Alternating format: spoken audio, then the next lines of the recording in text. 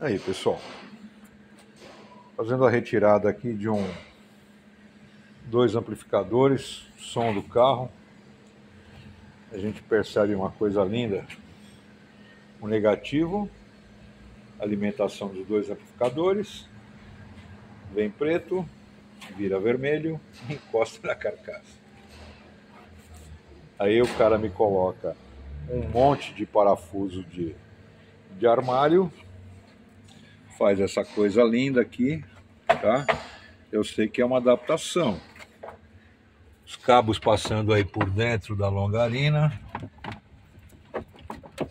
A gente já vê bastante corrosão por dentro.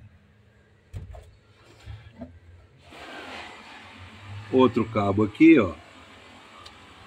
Começa de uma cor, acaba com outra. O remoto.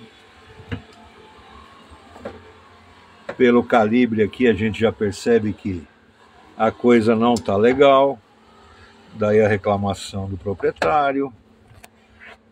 Um cabo desse passando aqui, ó, de alimentação.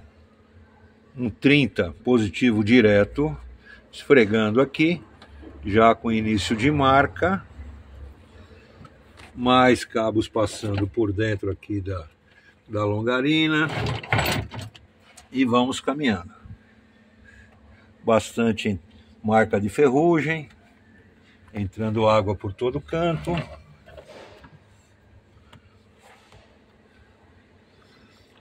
Muito cuidado onde você leva o seu carro para instalar som. Muito cuidado. Olha aí, pessoal. Cabo esfregando aqui, ó, sem a devida proteção. Essas pontas aqui, ó, esses furos, eles não têm nenhuma proteção contra algum desgaste, alguma vibração comum em carro. Tá bom? Fica a nossa dica aí. Muito cuidado.